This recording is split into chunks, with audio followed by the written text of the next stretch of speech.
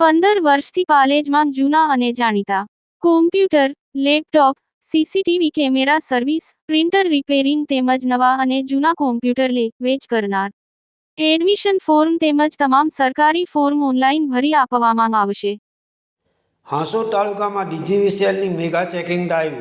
38 ટીમોએ દરોડા પાડ્યા. 18.77 લાખની વીજ ચોરી ઝડપાઈ. હાંસોદ તાલુકાના ડીજીવીસીએલ દ્વારા વહેલી સવારે મેગા ચેકિંગ ડ્રાઈવ હાથ ધરવામાં આવી હતી. આ દરમિયાન 38 ટીમો દ્વારા વિવિધ ગામોમાં સઘન તપાસ કરવામાં આવી હતી.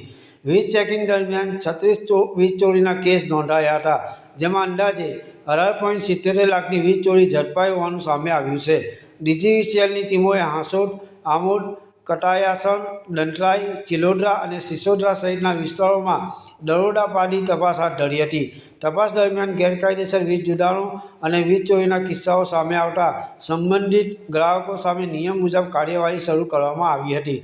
વીજ ચોરી અટકાવવા અને વીજ વિતરણ વ્યવસ્થાને વધુ સુદૃઢ બનાવવા ડીજીવીસીએલ દ્વારા સમયાંતરે આવી ચેકિંગ ડ્રાઈવ હાથ ધરવામાં આવે છે. અધિકારીએ જણાવ્યું હતું કે ભવિષ્યમાં પણ આવા અભિયાનો ચાલુ રહેશે અને વીજ ચોરી કરનારાઓ સામે કડક કાર્યવાહી કરવામાં આવશે. પાલેજ ટાઈમ્સ, ભરૂચ.